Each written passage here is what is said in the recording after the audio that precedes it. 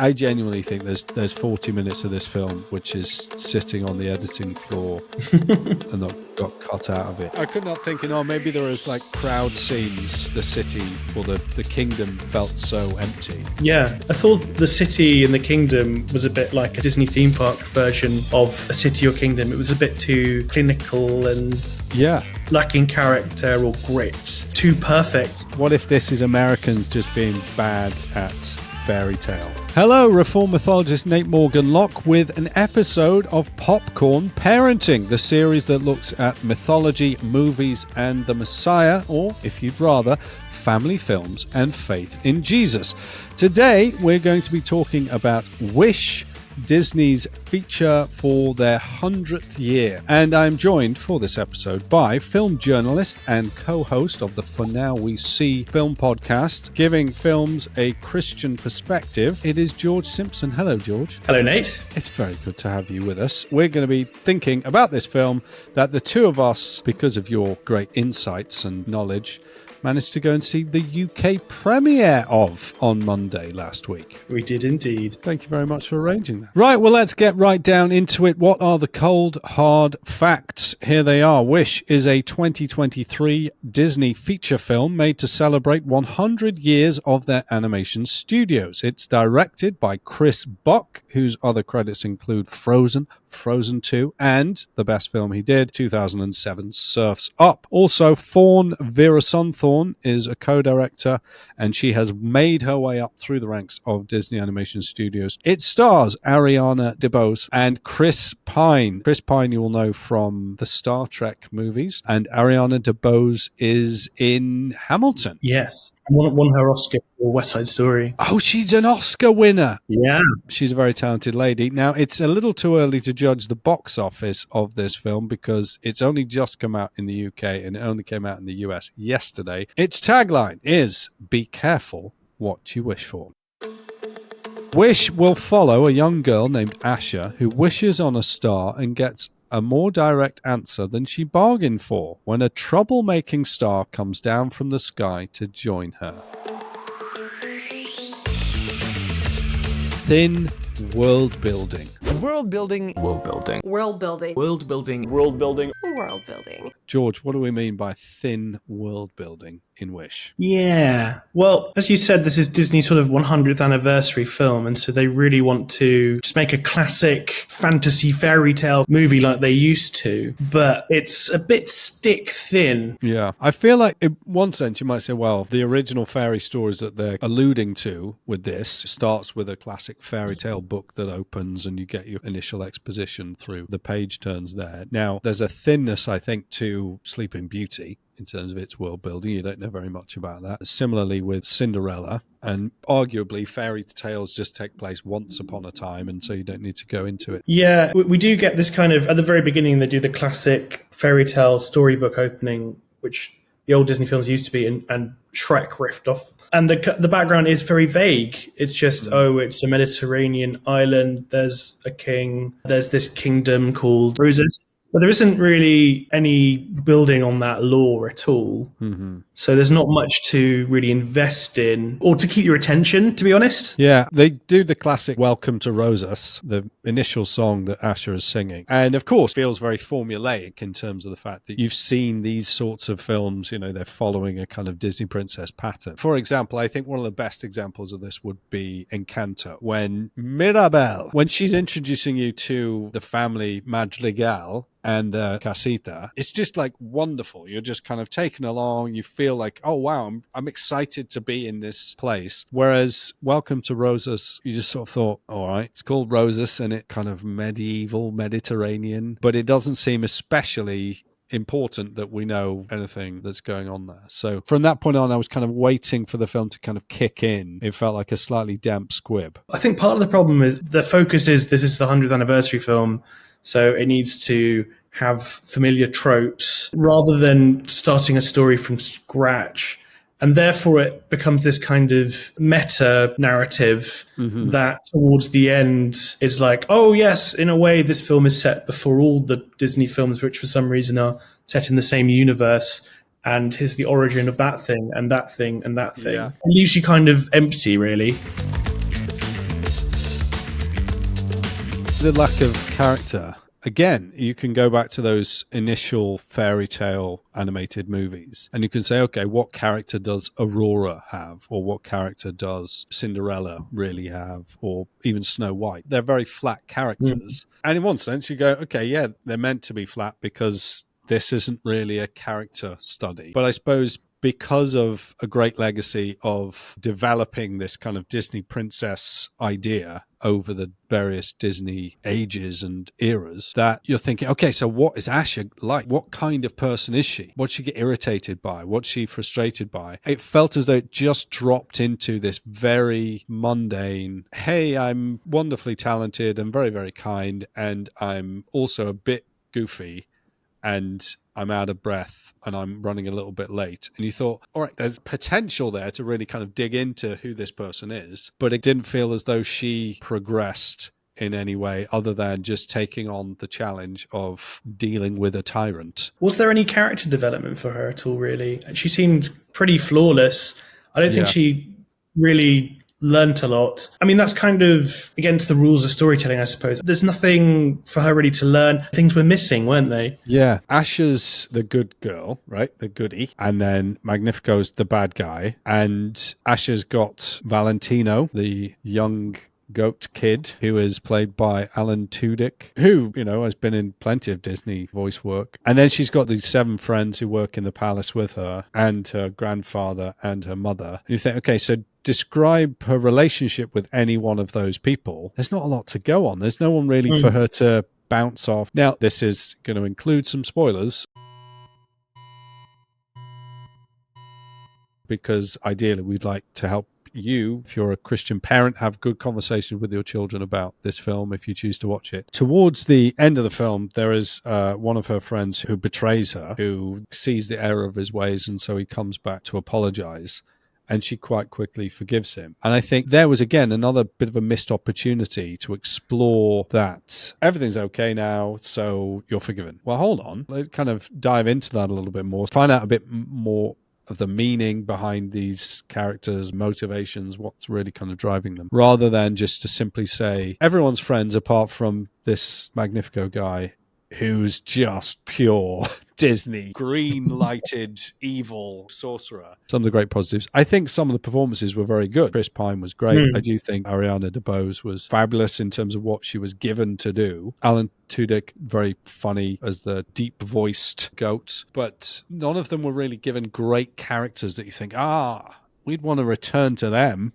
We want to find out more about them. They were just all very flat. Do you think part of that might be because, as I say, there's no character development, she's kind of a perfect protagonist? I wonder if that touches on the theme of, say, like one of the songs about how you're a star by default. Maybe a denial of original sin. You're just great as you are, and therefore you don't have to learn much. What's bizarre about that song? So, I mean, I say when I did my quick kind of hot take video essay on it, that the film feels thin, but then it also feels like it overreaches with this song. It's actually, I'm a star. So it's not even though someone else is telling you because you don't believe it about yourself that... Oh, yeah. It's a self-declaration saying, I am a star, and this is the reason why. And the song starts off so promisingly. The opening line is, have you ever wondered why we look up to the sky for answers? You think, that is such a brilliant question to ask. Why would Disney, way back in Pinocchio, have had this concept of when you wish upon a star? What is going on in the heavens? Why does that appeal to us as a potential place to find answers and affirmation and security? Why do we all keep looking up to the heavens for these answers? And then the response of the song is, well, because you're stardust, because you are literally made of the stars. All right, so now where am I supposed to look for answers? Within, inside yourself. Like, that's the place that you're going to find it out. And your conviction about your own identity is the driving force of your life and the grounds for your assurance that everything's going to be okay, which arguably Disney's been doing that message for a long time. But here it was kind of so nakedly displayed because it's within the context of a traditional fairy tale, in which usually you're not that blunt and direct about someone's identity, self-worth, purpose, value. King Magnifico is the sorcerer. He can grant wishes, and when everyone in the kingdom turns 18, they give him their wish, and he looks after the wishes, and he decides once a month, I will grant this wish. And it's displayed throughout the film that this is intolerable because what you're wishing for is a personification of who you are. Your desires, your innermost desires, therefore, are your identity. Yeah, weirdly within that, once you've given up your wish to Magnifico, it's like you've sort of been emptied of your identity. And so you lose something of yourself because you've given it away to Magnifico. So there's all these kind of slightly kind of zombified citizens of the Kingdom of Roses because, oh, they've gone through to 18 now, so they've had to kind of give over their true identity to the tyrant, which, I mean, that's a fascinating idea. And it would have been really cool to see them do something a little bit more exciting with that. But then that's also assuming that everything you desire is a good thing and good for you and for other people, which might not be the case. And I think that's one of the problems with that worldview, is that whatever it is that I want for me, you need to respect because it's who I am. There is something about the person which is driven by desire. So there's a wonderful phrase used by Truby, who was a kind of screenwriting guru. I don't know exactly what his credits include, but he wrote 22 Rules of Storytelling. And he's got a brilliant phrase I'm often using when I'm teaching on theology of storytelling, which is that Descartes said, I think, therefore I am. But in story terms, it's I want, therefore I am. So we're interested in the character insofar as we understand what they want, and we're interested to see if they're going to get it or not. So there is something about the driving force of storytelling which maps onto the reality of who we are as human beings. So we are heart-led creatures. Yeah. Jesus says in Matthew 12:34, from the overflow of the heart, the mouth speaks. So the heart is the seat of the human person. So if you want to understand someone, you kind of need to know what their heart is. You have a heart to heart with someone, you really get to know them. There's a great summary of the English churchman Thomas Cranmer's theology to say, what the heart loves, the will chooses, and the mind justifies. So actually we are driven by our heart. We're heart-led creatures. I think what was so remarkable about the initial reaction to the Wish trailer was that people saw that Magnifico says in the trailer, like, some of these wishes are dangerous. I can't grant every single wish. And you think, well, yeah, everyone knows that that would be a terrible thing. That our hearts don't just desire good things, like they desire terrible things, things that are bad for us and bad for other people. So there's a lot of comments under the YouTube video of the trailer just saying, I kind of agree with the villain. Or like, hey, do you remember that bit in Bruce Almighty when he said, you know, just replies to everyone's email to say yes? Like how terrible that is. And you think, yeah, absolutely. We've got mixed motives, or our desires are not always for positive things. But if you haven't got this concept of original sin, that the human person is kind of broken in a way, and that our hearts are deceitful, we don't love what we should, we don't love good things, then you're going to have this incredibly thin understanding of the human, which is, oh, you want it. Oh, you've got an appetite for it. Oh, great. Well, it must be a good thing to satisfy that. The weight of legacy. So you alluded to this slightly earlier on in terms of the fact that this is celebrating 100 years of Disney Animation Studios that you are representing so wonderfully on your hoodie there. We should sort of make a point saying here, we are actually Disney fans. Like, we like Disney. We, you know, because we could probably sound quite critical of this. So many of Disney and Pixar's films have been hugely significant. Not just our childhoods, I suppose, but family life and have my own kids. There's so many good things that have come out of Disney. Definitely. And it's disappointment. I had really high hopes for Wish. I kind of wanted it to do well. Yeah. Same. The setup was there. Here's a tyrannical king who's being effectively judged by the heavens, right? One from the heavenly realms is going to come down and sort this guy out because he is throttling his people. And maybe they will explore this thing about, should you be careful what you wish for? It felt like there was real potential in the pitch, but then it just never came through in the story. Yeah. Do you think they were burdened by the legacy? Do you think they were just too aware of missteps that they ended up bottling it. Yeah, I think so, because in a sense, it's not an original story, even though it is, because they're like, oh, we have to do it in this way, and this has to happen, rather than it being an original fairy tale. Something like, well, Frozen is basically the Snow Queen, isn't it? Or Tangled Rapunzel. And therefore, it ends up becoming this kind of thin, corporate homage meta story, which doesn't quite capture hearts and has a kind of postmodern message planted onto it that doesn't really fit naturally with an ancient fairy tale. Yeah, like it didn't observe what fairy tales are. So fairy tales have like awkwardness to them, which is partly what has meant that they've lasted. There are symbols within them which are deep, significant ideas, which aren't explained. And to go back to what I was saying on the world building thing, like you don't need to explain everything, but if you're going to use these big symbols, you need to let them do their work of slightly irritating people rather than have this film that feels thin and light and, we're just going to rush through and make as many self-referential comments as we can. And I think that probably explains why, for example, the Snow White remake's been delayed and they're kind of redoing it. Because this is the 100th anniversary animated Disney film. The original one is Snow White and the Seven Dwarfs, which is based on a very old fairy tale, which is a very weird fairy tale. Yeah.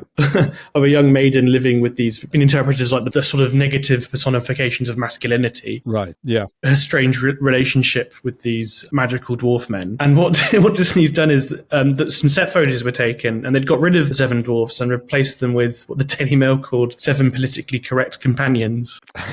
And now they've completely scrapped that and they're doing CGI classic dwarves again, because they realized, people won't want to see that, even though it's our idea of what this fairy tale should be. And I think Wish suffers a little bit from that, not to the same extent. I mean, I got the impression that they were dialing it in, as in, you've got Jennifer Lee, who was a co-director on Frozen. You've got, as we mentioned, Chris Buck. You've got some real heavyweight, successful animated filmmakers. And then you have this film that feels really underwhelming and undercooked, and they haven't pushed the story in any interesting direction. Now, I said in my initial video about it, it's not woke, right? I don't think you can accuse this film of being woke, because it's almost like they didn't do anything that was genuinely creative enough to put themselves in that line.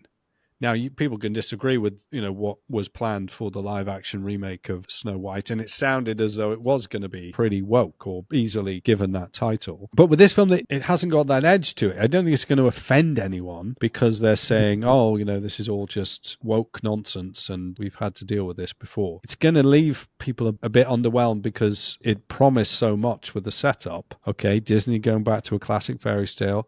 Let's explore this idea of wishes, and then it doesn't really come through. Yeah, I did leave feeling about 3-star. It was okay. I would praise the work on the animation, the set pieces, the songs. I thought were pretty good. But then if you don't have the story to carry all that, then it doesn't really hold together. I think there's one point where Magnifico has sort of been outed as this, tyrant, and the people have all sort of turned against him, and they've tried to trick him by telling him that Asher is out in the forest, and so she's going to kind of lead him away so that her friends can get into the castle, open up the roof of the castle, and that all the wishes can be free. And that's actually quite a cool... I quite like that setup where they're all kind of pulling on these bell ringing ropes kind of thing. And they're pulling on them and they can't quite get the roof open. And you think, this is great filmmaking, right? Really simple concept. We can't get the doors open. And then you have a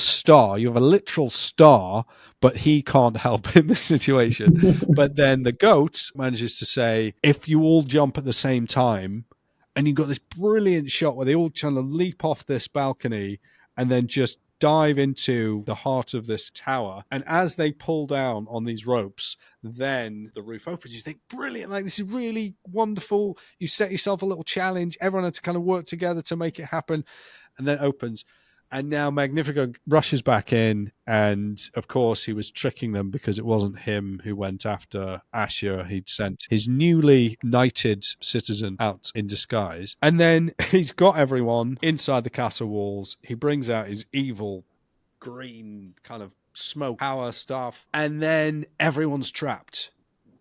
everyone's kind of chained down and locked down, and there he is at the top of the tower. And I was thinking, okay, here we go. This is where Simon, who's just been knighted, he's just met all of these newly vocal animals in the forest, which that's quite a cool little bit when they do the I'm a Star thing, when you kind of feel like this is classic Disney princess stuff, where all the mushrooms are talking and the bears talking and the Bambi's talking, everything. And I thought, okay, so now we've got a knight who can have had a change of heart. He's repented. He's going to come back inside the castle, and he is going to do battle, and maybe together with his kind of outside help, they're going to solve the problem. And then they solve the problem because Asher just started singing, and within about 30 seconds, everyone else had joined in, and their singing managed to break the spell, and the charm was done. And kind of at that point, he's done for,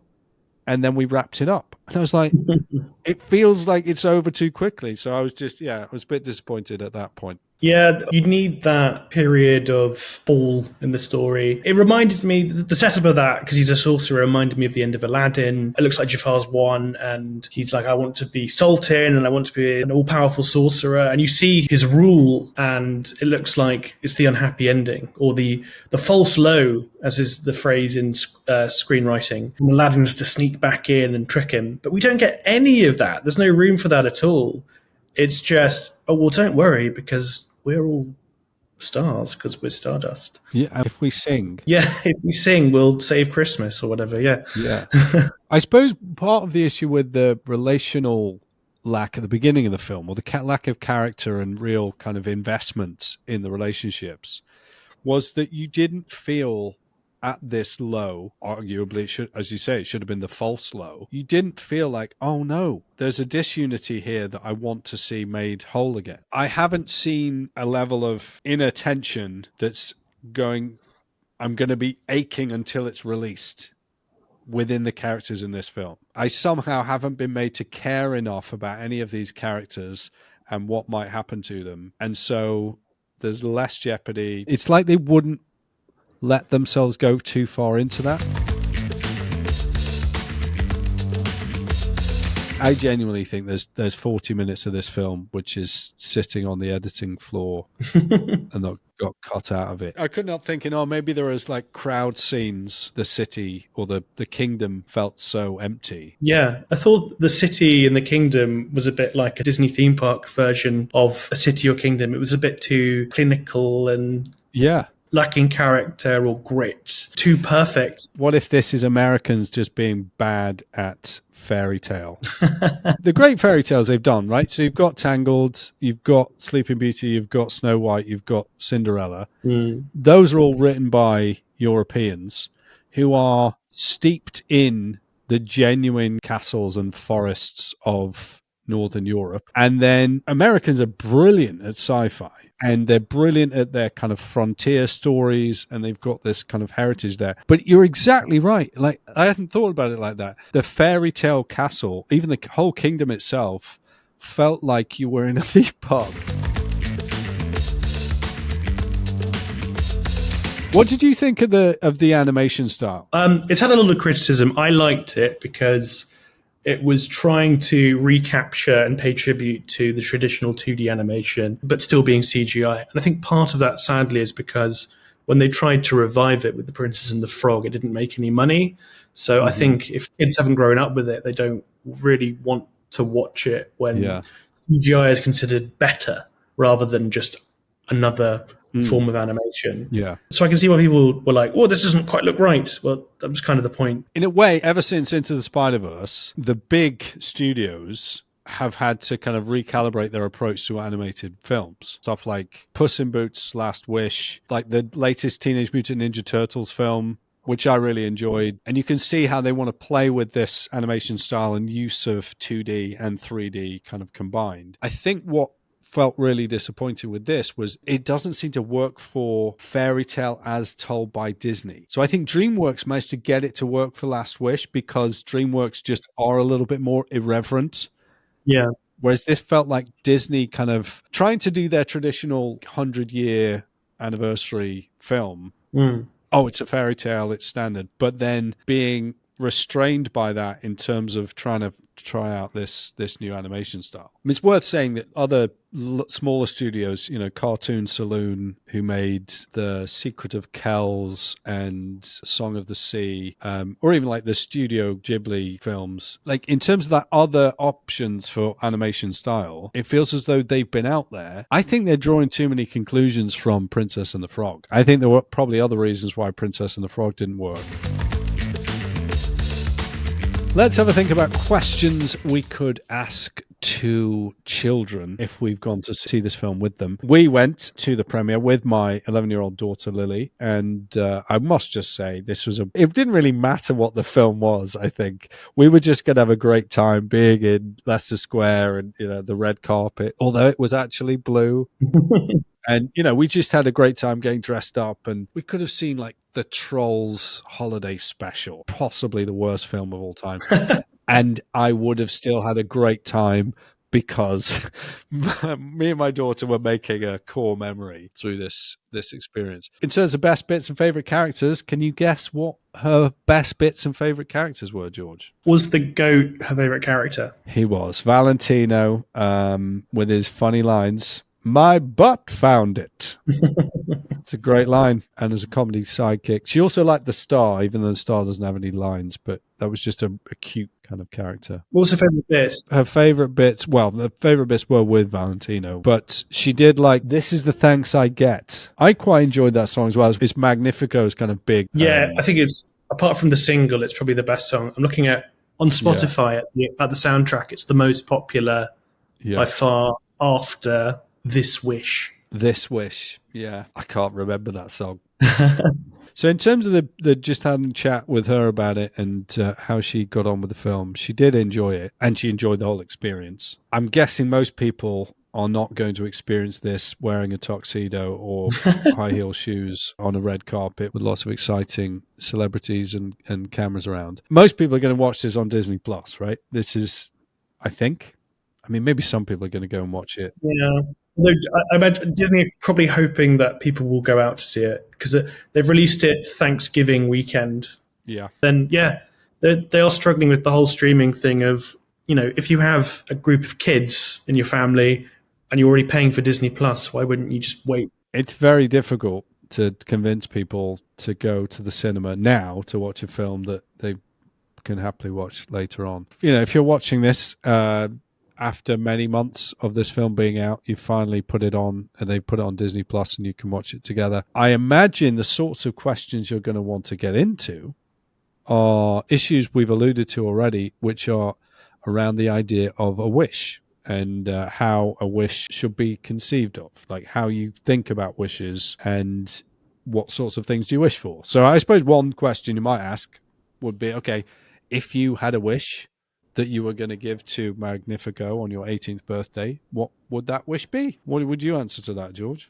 That's a really good question. It's probably a bit too personal, isn't it? It is, isn't it? But it's also, do you think, something we haven't talked about is, and it's one of the accusations that the film got from the trailer, is can the wishes be seen in terms of prayers? Is that something you'd want to talk to children about? That's a good point. Like, is our prayer life akin to the relationship of the citizens to Magnifico?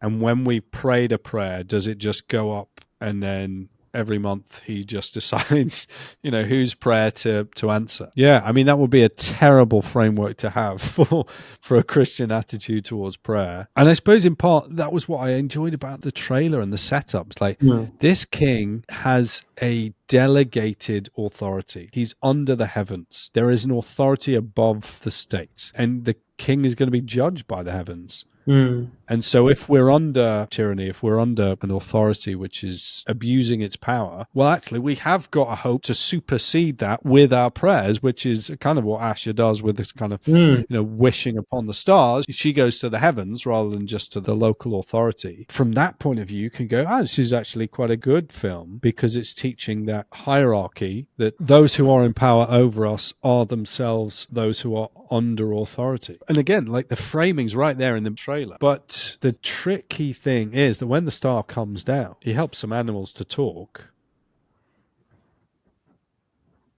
but it's kind of down to Asher and her friends to do the singing. It's not as though heaven is doing the work. Like, the one who comes down from heaven is going to be the one who deals with the tyranny. Isn't the star, though, kind of like an angel figure? A bit like Gandalf in Middle-earth, like a helper. Yeah, I mean, what do we think about angels? Like, who is Jesus if not the angel of the Lord, the sent one? So an angel is the kind of the messenger.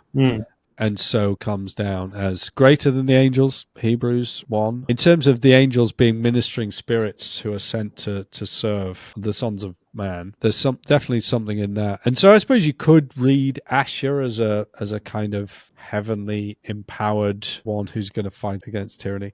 I just think you don't need every fairy tale to do the entire gospel story. Fairy tale isn't strictly theology. It's not strictly mythology either. It's a specific type of thing. So even stepping into a discussion around the heavenly realms within fairy tale is actually a bit of a misstep. Interestingly, the wish upon a star, that comes from Pinocchio, right? Yes. And it's the blue fairy who comes down and grants Geppetto's wish for Pinocchio to be a real boy. Yeah. But then weirdly, here's an interesting point, which is a real distinction within the film, is that within that story of Pinocchio, or Disney's version of Pinocchio, Pinocchio must prove himself to be true and upstanding and good. And like, there's a kind of test, there's a kind of proof of Pinocchio. And I suppose because Disney at this point is so hesitant about putting characters under any kind of pressure, especially if they're already perfect protagonists, as Asher is going to be, that she's just going to go off and do the thing that she meant to do, rather than that heaven is in any way judging her. Is there a sense in which her righteousness is being assessed and that she's being given this great kind of responsibility? Or is she just doing what she wanted to do in the first place? I mean, those are all interesting questions, interesting things you can talk to your kids about. Okay then, George, you said 3 out of 5 stars to me on Monday night when we came out of the cinema. Is that where you still stand after a few days of reflection? I think so. Well, somewhere between 2.5 and 3. Would I watch it again? Probably not for a while. I listened to a very good podcast called Disneyversity. They're going through every single animated classic chronologically. So they'll get there probably in a couple of years, and that's probably when I'll revisit it. I'm sure in about 10 years' time, we can look forward to the live-action remake of it. 10? You reckon it's going to be 10 years? I'll give it 10 weeks before they announce. I mean, the speed up from Moana to from animation to live action, it's pretty quick. Yeah, I think I'd agree with you. 2.5 to 3 stars out of 5. It's underwhelming. It ain't woke, so no one, I think, can really go for that. If you go for this is woke, then you've sort of lost your opportunity to ever use that epithet when you're trying to kind of critique a film. But yeah, certainly this one does feel thin. It feels like there's another 20 minutes there that it could have been improved and some other stuff could have been explored. There we go. Well, thank you very much for joining me, George Simpson, film journalist and co-host of the For Now We See podcast about films and looking at them from a Christian perspective, much like we do here on Popcorn Parenting. Thank you very much for joining me, George. Pleasure. Please do remember that media consumption is optional. You are under no obligation to watch Wish or any other Disney film. I've been Reform Mythologist Nate Morgan Locke. I'm glad you were here.